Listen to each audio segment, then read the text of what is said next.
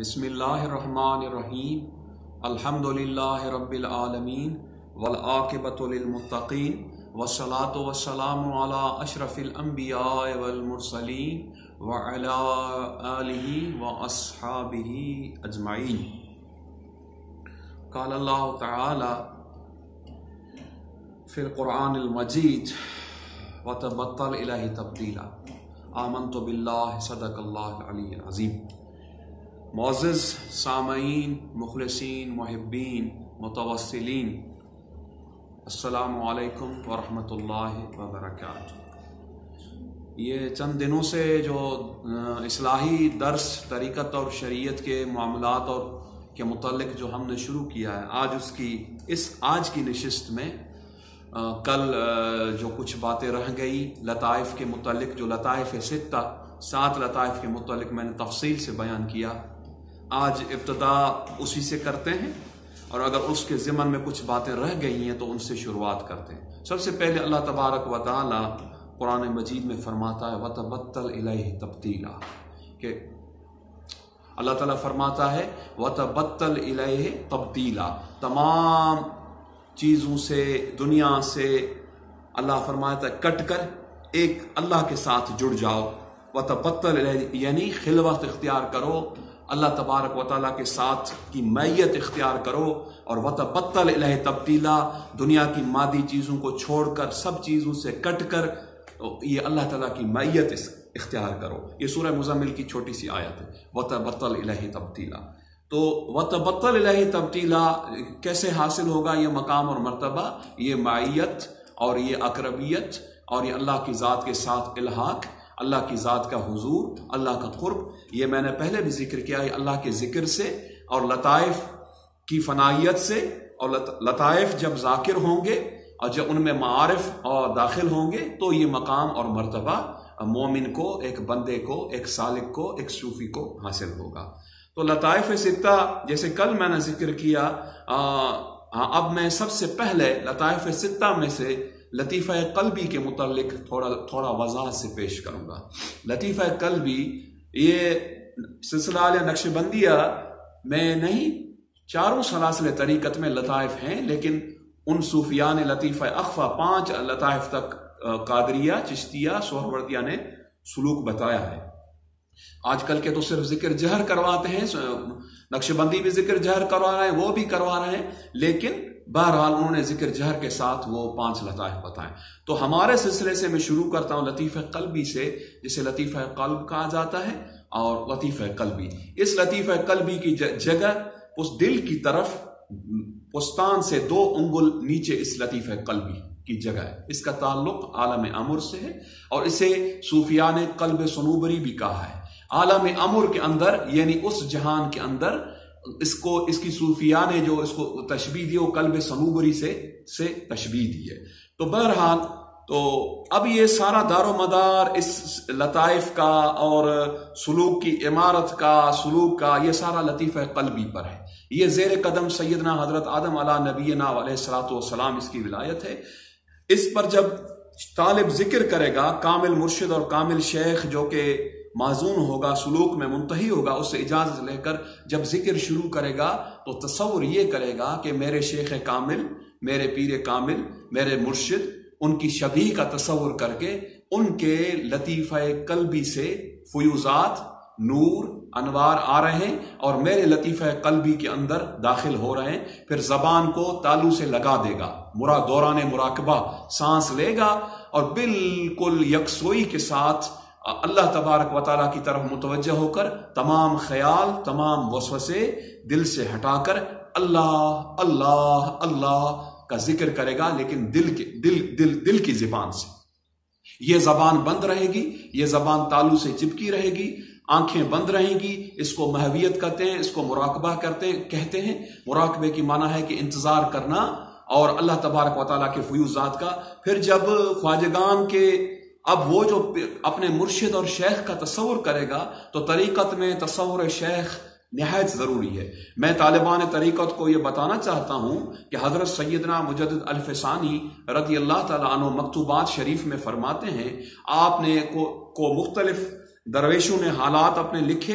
آپ ایک درویش کو جواب دیتے ہیں کہ آپ نے یہ لکھا ہے کہ مجھے وسوسے بہت آتے ہیں, مجھے شیطان بہت تنگ کرتا ہے, ساری چیزیں, لیکن اس کے باوجود مجھے آپ کا تصور نہایت پختہ ہے, اور نماز میں, ذکر میں, ہر جگہ میں آپ کو اپنے ساتھ پاتا ہوں, اور تصور اعمال میں کوتاہی ضرور ہے, وسوسے ہیں, لیکن آپ کا شیخ کریم کا تصور پختہ ہے.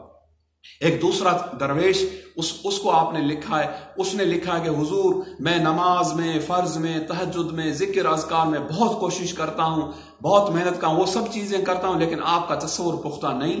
میں آپ کے چہرہ مبارک کا تصور ابھی تک نہیں جما پایا اپنے دل کے اندر, اپنے قلب کے اندر. آپ نے اس کو لکھا ہے جس کا تصور شیخ پختہ تھا. آپ نے فرمایا آپ کو مبارک ہو, آپ اسی تصور شیخ کو مزید پختہ کرو. یہ جتنی کوتاہیاں ہیں, اگر آپ سمجھتی ہو کہ اعمال میں کچھ کوتاہیاں, کچھ سستیاں ہیں, اس تصور شیخ کے پختہ ہونے سے انشاءاللہ تعالیٰ یہ ساری ٹھیک ہو جائیں گی, اور اللہ تبارک و تعالیٰ آپ کو منزل مقصود تک پہنچائے گا. جس کا تصور شیخ خام تھا, وہ اس کا پختہ نہیں تھا, وہ عبادت میں تو بڑا اچھا تھا اور ذکر اذکار میں بھی ٹھیک تھا, اسے فرمایا کہ آپ کوشش کرو, یہ جتنی بھی ذکر اذکار کرو گے, جب تک تصور شیخ کو پختہ نہیں کرو گے, اس وقت تک آپ منزل مقصود کو حاصل نہیں کر سکتے. اچھا, اسی تصور شیخ کو میں آپ کو ایک اور واقعہ بتاتا ہوں. تصور شیخ کیا ہے؟ نماز میں آپ اتحیات پڑھتے ہو, اللہ تبارک و تعالیٰ کی بارگاہ میں پڑھتے ہو, التحیات للہ والصلوات والطیبات السلام علیک ایھا النبی.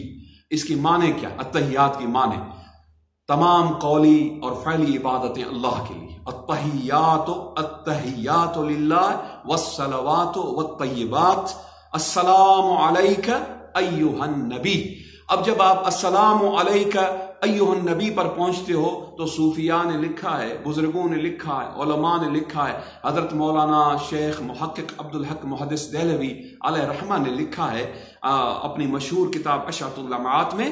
آپ فرماتے ہیں کہ جب اتحیات کے اندر بیٹھو تو آپ یہ تصور رکھو کہ حضور انور صلی اللہ علیہ وسلم کو میں اپنے سامنے پاتا ہوں, اور انہیں یہ تصور جماؤ وہ میرے سامنے موجود ہیں, میں ان کی بارگاہ میں سلام عرض کر رہا ہوں. اور آپ فرماتے یہ تصور پختہ کرو, اتنا پختہ کرو, ایک دن ایسا ہوگا کہ آپ کی نماز میں یہ پردے ہٹ جائیں گے آگے سے, اور آپ حضور انور صلی اللہ علیہ وسلم کی نماز میں بھی زیارت کرو گے.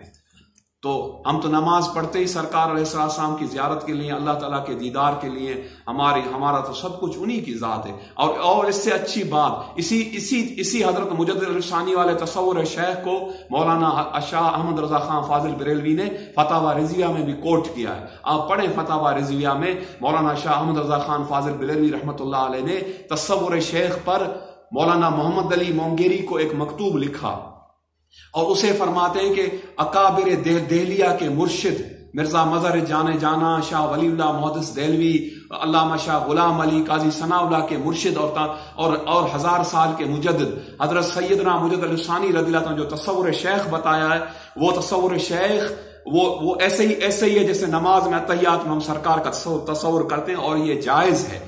اور اعلیٰ حضرت اپنی فتویٰ میں کوٹ کرتے ہیں حضرت مجدد الثانی رضی اللہ تعالیٰ عنہ کو. اور اس سے اور اچھی بات میں آپ کو اور بتاؤں, ہمارے نقشبندی سلسلے کے مشہور شیخ, مشہور امام, مشہور ولی, جن کا سلسلہ عرب اور عجم میں پھیلا, حبیب اللہ قطب الاقطاب غوث الاغواث قیوم جہان حضرت سیدنا مرزا مظہر جانے جانان دہلوی نقشبندی مجددی رضی اللہ تعالیٰ عنہ, وہ فرماتے ہیں. وہ کون مرزا مظہر جانے جانان؟ جو قیوم جہان شاہ غلام علی دہلوی کے مرشد, بہکی وقت, محدث عصر, قاضی القضات فی الہند, اور مقبول بارگاہ احدیت حضرت علامہ قاضی ثناء اللہ پانی پتی علیہ رحمہ کے مرشد, شاہ غلام علی کے مرشد, وہ حضرت مرزا مظہر جانا جن کا سلسلہ عرب میں عجم میں مولانا شیخ خالد نقشبندی کردی کے ذریعے سے پھیلا, ہندوستان میں موسیٰ زئی شریف کے تھرو پھیلا, اور کئی خانقاہیں اسے وجود میں برس گئیں.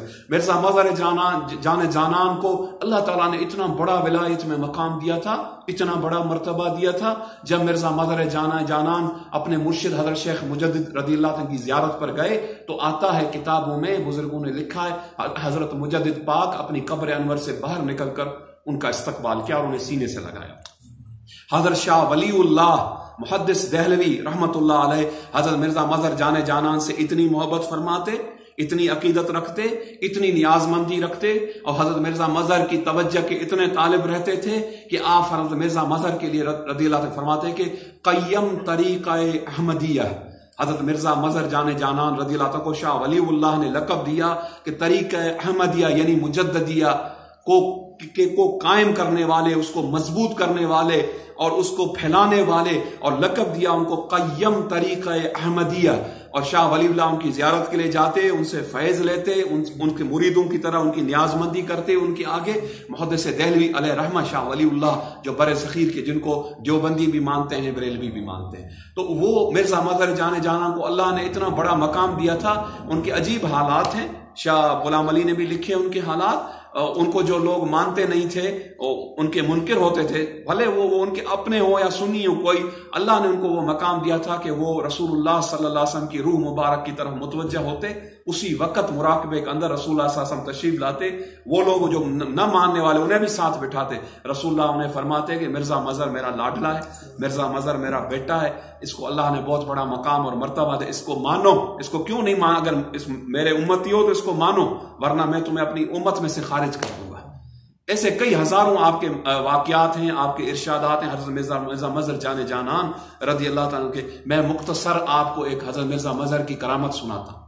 حضرت حبیب اللہ ان کا لقب تھا، خود حبیب اللہ قطب رحمان مقبول بارگاہ احدیت سیدنا حضرت مرزا مظہر جان جانان دہلوی رضی اللہ تعالیٰ عنہ نے فرمایا ہے کہ میں نے خواب میں رسول اللہ صلی اللہ علیہ وسلم کی زیارت کی. آپ فرماتے ہیں زیارت اس حال میں کہ میں دیکھتا ہوں کہ رسول اللہ صلی اللہ علیہ وسلم میری گود میں لیٹے ہوئے، جیسے بچہ لیٹتا ہے نا، اور کمال شفقت سے رسول اللہ صلی اللہ علیہ وسلم نے مجھے بچوں کی طرح مجھے میری گود میں لیٹے ہیں، اور میں آپ کے سر مبارک پر ہاتھ پھیر رہا ہوں. آپ شفقتیں عنایتیں مجھ پر فرما رہے ہیں. آپ فرماتے ہیں کہ میں نے رسول اللہ صلی اللہ علیہ وسلم کو عرض کی بارگاہ رسالت میں، یا رسول اللہ، میرے پیر، میرے مرشد، میرے امام حضور سیدنا مجدد الفسانی رضی اللہ عنہ کے بارے میں آپ کیا فرماتے ہیں؟ تو حضرت مرزا مظہر جان جانان رضی اللہ تعالیٰ فرماتے کہ رسول اللہ صلی اللہ علیہ وسلم مسکرائے. آپ نے فرمایا مرزا مظہر، تیرے پیر جیسا میری امت میں کون ہے؟ یہ الفاظ یہ ہیں، میں زیادہ اس کو ادھر ادھر نہیں کروں گا. جو الفاظ مرزا مظہر جان جانان نے لکھے وہ خود تیرے مرشد اور تیرے پیر جیسا اولیاء امت میں کون ہے؟ پھر فرماتے، پھر میں نے عرض کی حضور میرے شیخ اور میرے مرشد حضرت مجدد الفسانی رضی اللہ تعالیٰ کے بارے میں کیا فرماتے ہیں؟ آپ نے فرمایا تیرے پیر، تیرے مرشد حضرت مجدد الفسانی جیسا میری امت میں کون ہے؟ پھر حضرت مرزا مظہر جان جانا فرماتے، میں نے اور رسول اللہ صلی اللہ علیہ وسلم نے مجھے حکم دیا، مرزا مظہر اپنے مرشد حضرت مجدد کے مکتوبات مجھے سنا. حضرت مرزا مظہر فرماتے ہیں اب یہ خواب کی حالت تھی، استغراقی کیفیت تھی، اور میں نے کہا جی حضور میں کوشش کرتا. اس وقت میرے ذہن میں مکتوبات کی پہلی جلد جو میں سے ایک مکتوب جو حضرت مجدد نے اللہ سبحانہ و تعالیٰ کی ذات کے متعلق کہ اللہ تبارک و تعالیٰ کی وحدت الوجود اور وحدت الشہود والے نظریے کو بھی لکھا ہے اس میں، اور اس میں اللہ تعالیٰ کی ذات کے بارے میں جو توحید کے عجیب و غریب اسرار اور معارف آپ نے لکھے ہیں مکتوب میں، وہ اس کی ایک مشہور و معروف عبارت حضرت مرزا مظہر فرماتے ہیں میرے ذہن میں آئی. میں نے حضور کو عرض کی، میں نے کہا یا رسول اللہ، میرے پیر فرماتے ہیں انہ تعالی وراء الورا ثم وراء الورا، اللہ تبارک و تعالیٰ کی ذات وراء الورا ہے، ہر چیز سے اعلیٰ، ہر چیز سے اعلیٰ، اعلیٰ سے اعلیٰ، اعلیٰ سے اعلیٰ، اعلیٰ سے اعلیٰ. اب وراء الورا ثم وراء الورا کی بھی میں تشریح کروں گا، لیکن اللہ تعالیٰ کی ذات، لیکن وہ بعد میں یہ عبارت ہے اس مکتوب شریف کی، اس پر حضرت مجدد نے اس کی ایکسپلینیشن کی ہے، اس کی تفسیر کی ہے اور اس کا ترجمہ کیا ہے. پھر آپ پر جو اللہ تعالیٰ کی جو مہربانیاں ہوئی وہ آپ نے اس کو کوٹ کیا ہے. تو جب یہ کیا تو آپ فرماتے حضور اتنے خوش ہوئے فرمائے مرزا مظہر پھر سناؤ. پھر میں نے سنایا تیسری مرتبہ. پھر آپ فرماتے ہیں اسی خواب کے دوران مجھے پیاس لگی. میں کیا دیکھتا ہوں کہ سرند شریف کے صاحبزادے جو میرے مخدوم زادے تھے اس وقت حضرت مجدد کی اولاد میں پوتے پڑ پوتے، ان میں سے 2 صاحبزادے کھڑے ہیں چھوٹی عمر کے 15-16 سالوں کے. میں نے رسول اللہ صلی اللہ علیہ وسلم نے ایک مخدوم زادے کو حکم دیا کہ صاحبزادہ صاحب ہمارے لاڈلے مرزا مظہر کو پانی پلاؤ. تو آپ نے کہا، میں نے بارگاہ رسالت میں عرض کی، میں نے کہا حضور یہ میرے مرشد زادے ہیں حضرت مجدد کی پاک آل ہیں، اور میں بے ادبی ہے یہ مجھے پانی پلا. دیکھیں ادب کا مقام دیکھیں. اب حضرت مرزا مظہر جان جانان قیوم وقت تھے، وہ صاحبزادے چھوٹی عمر کے 15-16 سال کے بچے، لیکن کتنا ادب اولیاء اللہ نے اکابر نے اپنے مرشدوں کی آل کا کیا ہے، اولاد کیا، ان کی نسبت کا کیا ہے، ان کے گھر کا کیا، ان کے شہر کا کیا ہے، ان کے مکان کا کیا، ان کی خانقاہ کا کیا، حتیٰ کہ جوتے تک نہیں پہنتے تھے بڑے بڑے اکابر اولیاء اپنے پیر خانے میں. تو آج کل دعوے بڑے محبت اور عشق کے لوگ کہتے ہیں ہاتھ چومتے ہیں تو ایک گھنٹہ ہاتھ کو نہیں چھوڑتے، پاؤں چوم لیتے ہیں، لیکن جب ادب کا مقام جو صحیح ادب جو صوفیاء نے کیا اس معاملے میں آتے اپنے مرشد پر اعتراض کر دیتے ہیں. اپنے شیخ کی جو بات شریعت میں ہے کہ شیخ اور مرشد جو صاحب شریعت اور کامل طریقت ہے اس پر جو اعتراض کرے گا وہ رد ہے، وہ مردود ہے، وہ کچھ بھی کر لے اس کو اللہ تعالیٰ کی ذات نہیں مل سکتی جب تک وہ رجوع نہ کر لے. ہاں اگر خلاف شرع کوئی بات شیخ سے بھی ظاہر ہو یا حضرت مجدد فرماتے ہیں تو بھی اس پر اچھا گمان رکھو، وہ بھی اللہ کا بندہ ہے، وہ رجوع کرے گا، اللہ اسے معاف فرمائے گا. خلاف شرع باتوں میں اس کی تقلید مت کرو، اس کی اندھی تقلید مت کرو، اس سے نظریاتی اختلاف رکھو خلاف شرع معاملات میں، لیکن بے ادبی مت کرو. جس سے ذرہ برابر فیض پہنچے، حضرت مجدد کا فرمان ہے، اس کو اپنا آقا، اپنا مولا، اپنا مقتدا مانو. ذرہ برابر فرماتے ہیں اتنا سا فیض پہنچے نا، ذرہ برابر اس کو بھی اپنا آقا اور مولا، اپنا مقتدا اور اپنا سب کچھ سمجھو. یہ حضرت مجدد فرماتے ہیں. تو آپ نے فرمایا، حضرت مرزا مظہر نے فرمایا پانی میں نے طلب کیا، حضور نے ایک صاحبزادے کو حکم دیا. آپ نے فرمایا مرزا مظہر آپ کے تو مخدوم زادے ہیں لیکن ہمارا حکم مانتے ہیں. تو آپ نے ایک صاحبزادے کو اشارہ کیا اور اس نے پانی کے چھوٹے سے برتن میں ایک پیالے میں وہ مٹی کا پیالہ تھا، مجھے پانی پلایا. پھر آپ فرماتے ہیں میں خواب سے بیدار ہوا. صبح فرماتے ہیں خانقاہ مظہریہ دہلی میں نے نماز فجر پڑھی. فجر پڑھ کر میں نے دیکھا ایک شخص میرے پاس مرید آیا. اس نے کہا حضور مرزا مظہر جانے جانان رضی اللہ تعالیٰ میں نے رات آپ کے بارے میں خواب دیکھا ہے. تو آپ نے فرمایا، میں نے کہا آپ نے کیا خواب دیکھی جناب؟ اس نے کہا حضور میں نے دیکھا اور کچھ نہیں دیکھا، میں نے دیکھا کہ کوئی شخص مجھے کہہ رہا ہے مرزا مظہر جانے جانان کو کہو کہ آپ نے رات بہت اچھا خواب دیکھا. تو آپ بڑے خوش ہوئے. پھر آپ نے شیرینی تقسیم کی، تبرک تقسیم کیا. اللہ کا شکر کے طور پر، شکرانے کے طور پر جو آپ کو محبوب رسول اللہ صلی اللہ علیہ وسلم کی شفقتیں. تو اتنی بڑی ہستی وہ مرزا مظہر جانے جانان کیا فرماتے ہیں نماز اور اتحیات کے متعلق؟ وہ فرماتے ہیں جس نماز میں، جس اتحیات میں رسول اللہ کی زیارت نہیں ہو، مرزا مظہر اس نماز کو نماز ہی نہیں سمجھتے. آپ فرماتے ہیں وہ نماز قضا کر کے پڑھو جس نماز کے اندر رسول اللہ صلی اللہ علیہ وسلم کا تصور نہ آئے، رسول اللہ صلی اللہ علیہ وسلم کی زیارت نہ ہو، رسول اللہ صلی اللہ علیہ وسلم کے چہرہ مبارک کی طرف خیال نہ جائے، رسول اللہ صلی اللہ علیہ وسلم کی ذات کی طرف خیال نہ جائے.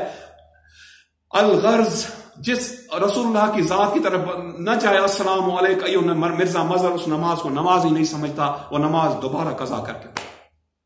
یہ ہمارے اکابر نقش بندیہ دیکھیں عشق کی انتہا کر دی. جیسے میں کہتا ہوں کہ حضرت حضور سیدنا مجدد الفسانی رضی اللہ تعالیٰ نے عشق رسول کی انتہا کر دی. ایک جملے کو جیسے کوزے کے اندر ایک آفتابے کے اندر، ایک کوزے کے اندر پورے سمندر کو سمیٹ لینا، یہ کوئی کر سکتا ہے؟ ایک چھوٹا سا کوزہ ہوتا ہے، ایک آفتابہ ہوتا ہے، اس کے اندر پورے سمندر کو سمیٹ لینا. حضرت مجدد کا یہ ارشاد کہ ما خدا را ہمیں پرستائیں کہ او رب محمد است، میں اللہ تبارک و تعالیٰ کی اس لیے بندگی کرتا ہوں کہ وہ محمد رسول اللہ کا رب ہے. او رب محمد است، یہ دیکھیں کتنی بڑی عشق کی ایک انتہا ہے، کتنی بڑے رسول اللہ سے محبت کی انتہا ہے کہ میں اللہ کی بندگی اس لیے کرتا ہوں. کسی صوفی نے، کسی ولی نے، کسی بزرگ کا مجھے دکھائیں اتنی بڑی بات کی ہو، اتنی عظیم بات کی ہو جو ہمارے آقا، ہمارے مولا، ہمارے پیشوا حضور سیدنا مجدد الفسانی رضی اللہ تعالیٰ عنہ ارضا نے فرمائی. ما خدا را ہمیں پرستائیں کہ او رب محمد است، کہ وہ رب محمد صلی اللہ علیہ وسلم، اس لیے میں اس اللہ کی بندگی کرتا ہوں، اس اللہ کی. تو یہ ہیں ہمارے اکابر کے ارشادات. تو اب یہ باتیں ضمناً آ گئی اس طرف، اب حضرت مرزا مظہر جانے جانا کی طرف. اور اب میں تصور شیخ آپ کو سمجھ میں آ گئی کہ تصور شیخ کیا چیز ہے، وہ کیسے کیا جاتا ہے، اسے کیسے مقام ملتا ہے. تو سلسلہ نقش بندیہ کی بنیاد وہ ہے تصور شیخ. لطیفہ قلبی فنائیت پر پہنچے گا، تب فنائیت پر پہنچے گا جب اس میں سے ذکر جاری ہو. اور ذکر جاری ہونے کی علامات کیا ہیں کہ طالب آنکھیں بند کر کے بیٹھے گا مراقبے میں، اس کو ذکر محسوس ہوگا.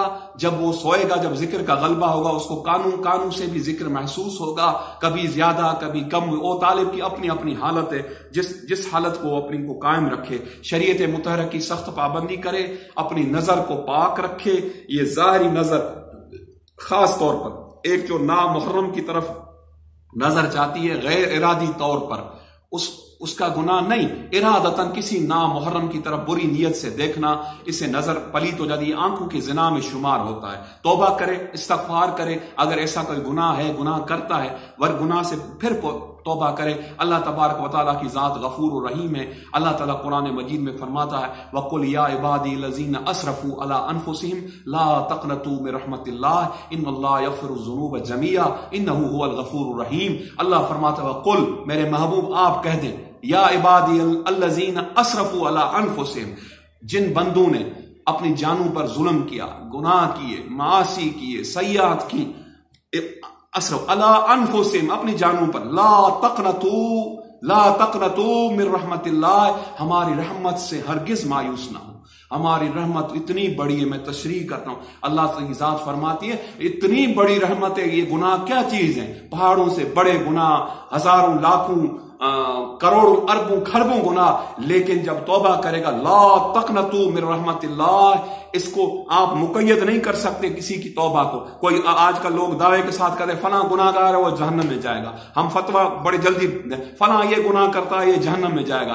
لیکن اس کو اگر اللہ نے توبہ کی توفیق دی، وہ توبہ کر گیا، ممکن ہے وہ ہم سے درجے میں بڑھ جائے، اللہ کو پیارا ہو جائے. لا تقنطوا من رحمت اللہ. پھر اللہ فرماتا ان اللہ یغفر الذنوب جميعا، میں وہ اللہ ہوں، میں وہ رب ہوں تو سب گناہ جو ہے یغفر الذنوب جميعا، تمام کے تمام گناہ معاف کر کے، دفتروں کو مٹا کے نئے سرے سے نئے دفتر بناؤں گا. انہ هو الغفور الرحیم، اور میں وہ رب ہوں جو غفور ہوں، سب سے زیادہ بخشنے والا ہوں، سب سے زیادہ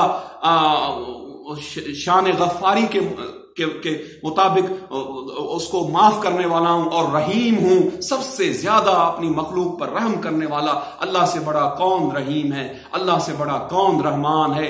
اللہ سے بڑا کون غفار ہے؟ پھر اللہ تعالیٰ فرماتے ہیں انہو لغفار لمن تاب، میں غفار ہوں. اللہ فرماتا ہے میں غفار ہوں، جب کوئی توبہ کرتا ہے اس کے لیے مجھ سے بڑا کون غفار ہے، کون غفور ہے، کون رحمان ہے، کون رحیم ہے. تو یہ، اور رسول اللہ صلی اللہ علیہ وسلم فرماتے الندم ہی توبہ، اور ندامت اپنے گناہ پر وہ توبہ میں ہے. پھر آپ فرماتے التائب من الذنب کمن لا ذنب لہ، قال رسول اللہ صلی اللہ علیہ وسلم جب گناہ گار توبہ کرتا ہے التائب من الذنب کمن لا ذنب لہ، وہ ایسا ہے جیسے اس نے گناہ کیا ہی نہیں. اب اللہ تعالیٰ پھر فرماتا ہے ان الحسنات لیذہبن السیئات، یہ اللہ تعالیٰ کا ارشاد قرآن میں کہ نیکیاں گناہوں کو مٹا دیتی ہیں. ایک بندہ گناہ گار ہے لیکن توبہ کرتا ہے، پھر حسنات کرتا ہے، نیکیاں کرتا ہے، اعمال صالح کرتا ہے، اللہ تعالیٰ اس کے اگلے گناہوں کو مٹا کر اس کے نامہ اعمال میں وہ نیکیاں، میں تو یہ کہتا ہوں کہ وہ اس کے جو گناہ ہوتے ہیں نا وہ گناہ مٹائے جاتے ہیں لیکن اس کے ساتھ نیکیاں لکھی جاتی. اس لیے اللہ فرماتا ان الحسنات لیذہبن السیئات، یہ اللہ کا ارشاد ہے. کس اللہ کا؟ جو ہمارا خالق ہے، مالک ہے، دونوں جہانوں میں، جس کی ذات سے ہم بخشش اور مغفرت اور رحمت کی امید لگائے ہوئے ہیں. تو فتویٰ مت ڈالو کفر پر کسی کا، اس میں احتیاط کرو. رسول اللہ صلی اللہ علیہ وسلم نے فرمایا من قال لا الہ الا اللہ دخل الجنہ، کتاب الایمان اٹھائیں سیاستہ کی کسی بھی کتب میں 40 سے 60 روات نے اس حدیث کو کوٹ کیا. من قال لا الہ الا اللہ دخل الجنہ، من قال لا الہ الا اللہ دخل الجنہ، من قال لا الہ الا اللہ دخل الجنہ. 40 سے 70 روات نے اس حدیث کو، جس نے لا الہ الا اللہ کہا وہ جنت میں داخل ہوگا. اللہ تبارک تو، لیکن اس کے لیے شرط ہے کہ لا الہ الا اللہ تو ہر کوئی کہتا ہے. رسول اللہ صلی اللہ علیہ وسلم سے عشق ہو، محبت ہو، اور اولیاء اللہ سے عشق ہو، صحابہ سے عشق ہو، اہل بیت اطہار سے عشق ہو، تو وہ کتنا بھی گناہ گار ہوگا، بدکار ہوگا، کیسا بھی ہوگا، لیکن اسے یہ پاک ہستیاں نہیں چھوڑیں گی اور اپنے ساتھ جو ہے وہ جنت میں اس کی سفارش کر کے، شفاعت کر کے جنت میں لے کے جائیں گی. تو یہ لطیفہ قلبی اتنی اہم چیز ہے. جب یہ لطیفہ قلبی فنائیت پر پہنچے گا، صوفیاء نے اس کے صفاتی نور کا ایک رنگ بتایا، مخصوص رنگ، زرد کلر کا رنگ، جس کو ہم انگریزی میں یلو کہتے ہیں. سن فلاور جیسے پھول ہے نا، سن فلاور جس کو آپ سورج مکھی کہتے ہیں، جس سے آپ سن فلاور آئل نکالتے ہو، سن فلاور کی طرح کے پھول کی طرح ایک جو اس کا کلر ہے مخصوص، یہ اس کا زرد کلر ہے. جو پیچھے ہمارے بیک میں بھی یہ کلر کیا ہوا، یہ بھی زرد کلر ہے، یلو کلر ہے. اس طرح کا ایک نور صفاتی اس کو لطیفہ قلب میں نظر آئے گا. وہ محسوس کرے گا کہ اس نور کے فوارے پھوٹ رہے اس کے لطیفہ قلبی سے، تب یہ لطیفہ فنائیت پر پہنچے گا. یہ تمام لطائف کا سردار ہے اور عمارت کی بنیاد ہے. لطیفہ لطائف کی جتنی عمارت مضبوط ہوگی، بنیاد پختہ ہوگی، اتنا زیادہ. جب یہ فنائیت پر پہنچے گا، یہ لطیفہ روحی کو سگنل دے گا. لطیفہ روحی خود بخود چل پڑے گا. پھر یہ لطیفہ سری کو سگنل دے گا، پھر خفی کو سگنل دے گا، پھر اخفا کو دے گا، پھر نفس کو دے گا، پھر سلطان الاذکار کو دے گا. تو طالبان طریقت کو چاہیے لطیفہ قلبی میں زیادہ وقت گزارے، اپنی پوری محنت اس پر صرف کریں اور اس کو اچھے طریقے سے اس کی ولایت کا، قلبی ولایت کا سیر حاصل کریں، اس کی معارف حاصل کریں.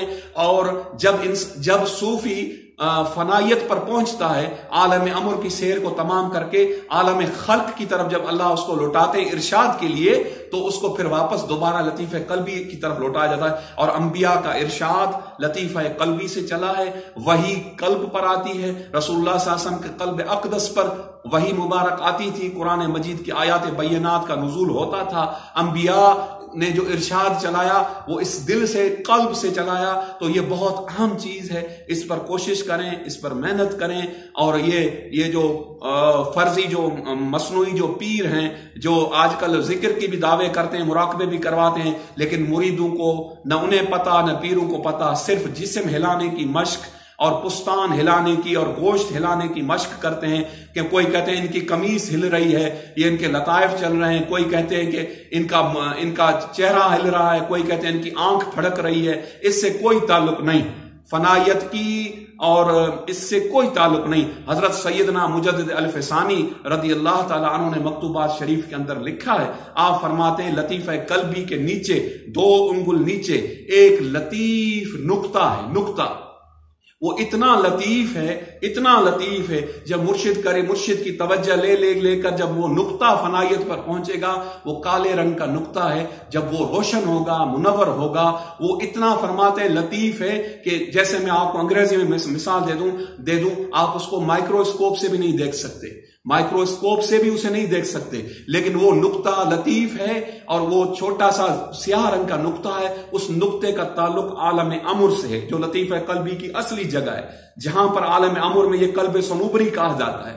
تو وہ جب فنائیت پر پہنچے گا، وہ شفاف ہوگا، وہ نقطہ ٹرانسپیرنٹ ہوگا، تو اس نقطے سے جو فوارے نور کے پھوٹیں گے تو یہ لطیفہ فنائیت پر پہنچے گا. باقی گوشت ہلانے سے جو آج کل لوگوں نے کہ حضرت میرے دل میں بڑی درد ہوتی ہے، میں ذکر کرتا ہوں، میرا گوشت بڑا پھڑکتا ہے، مجھے یہ ہوتا ہے، مجھے وہ ہوتا ہے. یہ گوشت پھڑکنا، دل میں درد ہونا، یہ کوئی بیماری ہوگی، کسی ڈاکٹر سے، کسی ہارٹ اسپیشلسٹ کو دکھائیں. آج کل دل کی بیماریاں بہت ہے، ECG کروائیں، اپنا ایکو شیکو کروائیں. اور یہ گیس وغیرہ، گیسٹرک پین بھی ہوتا ہے، گیسٹرک پین کے لیے اس کے لیے آپ اچھے کوئی دوائی شوائی لیں. اور کوئی پیر توصیف النبی بہت اچھے حکیم ہیں لاہور میں، ان سے کوئی ہمدرد دوا خانے کی کرشی کی کوئی دوائی، کوئی جڑی بوٹیاں لیں. باقی لطیفہ قلبی ایک الگ چیز ہے، یہ بہت بڑی اللہ کی نعمت ہے. اللہ جس کو عطا کرے. وما علینا الا البلاغ، وآخر دعوانا الحمدللہ.